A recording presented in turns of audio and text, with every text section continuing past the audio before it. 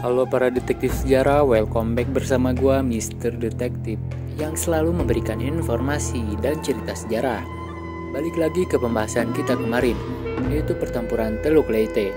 Nah, kali ini kita akan membahas pertempuran Morotai. Mau tahu sejarahnya? Kuy, intro dulu.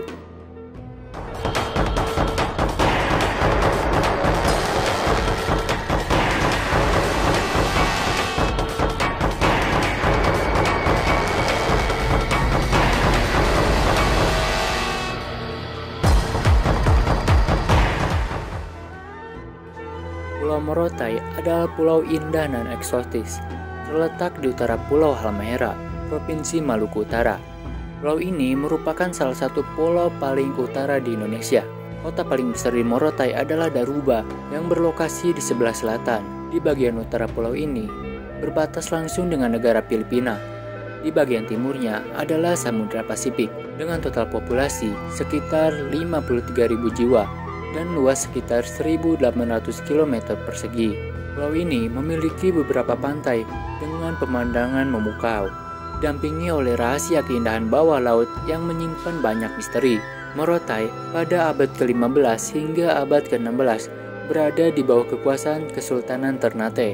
Misi Yesuit Portugis sempat singgah di sini, tetapi tidak diterima oleh Kesultanan Muslim Ternate, sehingga Portugis pun hengkang. Pulau Morotai lebih dikenal sebagai bagian dari sejarah Perang Dunia Kedua karena sempat dimanfaatkan Jepang kemudian direbut oleh Amerika Serikat pada September 1944. Keindahan Morotai dengan segudang sejarahnya di Perang Dunia Kedua membuatnya dijuluki sebagai mutiara di bibir Pasifik. Pertempuran Morotai terjadi pada tanggal 15 September 1944 pada akhir Perang Dunia Kedua. Jepang menduduki Morotai pada awal tahun 1942 selama kampanye Hindia Belanda. Tetapi Jepang tidak menempatkan banyak pasukannya di Morotai ataupun mengembangkan pulau tersebut. Nah, pada awal tahun 1944, Morotai muncul sebagai wilayah yang penting bagi militer Jepang ketika mulai mengembangkan pulau-pulau di Halmahera sebagai titik fokus untuk mempertahankan pendekatan selatannya ke Filipina.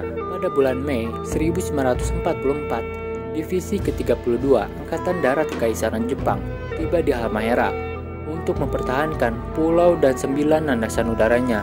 Divisi ini telah mengalami kerugian besar ketika konvoi yang membawanya dari Cina diserang oleh kapal selam Amerika Serikat.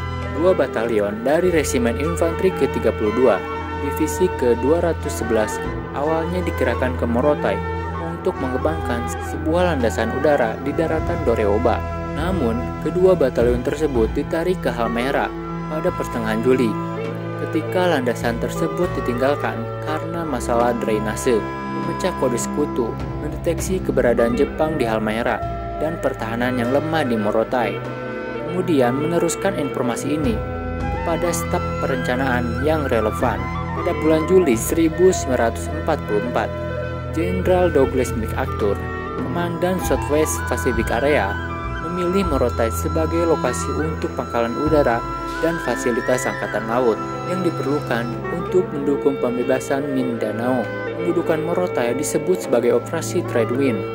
Pendaratan ini berlangsung pada tanggal 15 September 1944, hari yang sama dengan pendaratan Divisi Marinir ke-1 di Pelulu. Saat pendaratan awal sekutu di Morotai dipertahankan oleh kurang lebih 500 tentara Jepang yang dikomandani oleh Mayor Takenobu Kawashima. Karena jumlah pasukan Jepang yang terlalu sedikit, Jepang tidak dapat membangun pertahanan yang efektif, sehingga Divisi ke-32 memerintahkan untuk membangun kamp palsu dan menggunakan tipuan lain dalam upaya untuk mengelabui sekutu agar berpikir bahwa Morotai dikuasai dengan kuat. Pasukan sekutu yang ditugaskan ke Morotai berjumlah 40.105 tentara Angkatan Darat Amerika Serikat dan 16.915 personil Angkatan Udara Amerika Serikat dan Angkatan Udara Australia di bawah komando Mayor Jenderal Charles P. Hall. Kekuatan pendaratan didukung oleh kekuatan udara dan laut yang sangat kuat. Kelompok penyerang dan bala bantuan bertanggung jawab untuk mengangkut pasukan penyerang dan unit pendukung yang terdiri dari 24 kapal perusak, 4 kapal frigat, 2 LSI Australia, 5 APD, dan 1 LSD, 24 LCI, 45 LST, dan 20 LCT, 11 LCI yang dipersenjatai dengan roket. Dinas Intelijen Sekutu memperkirakan bahwa ada 582 pesawat Jepang dalam jarak 400 mil dari Morotai. 400 diantaranya berada di daerah tujuan.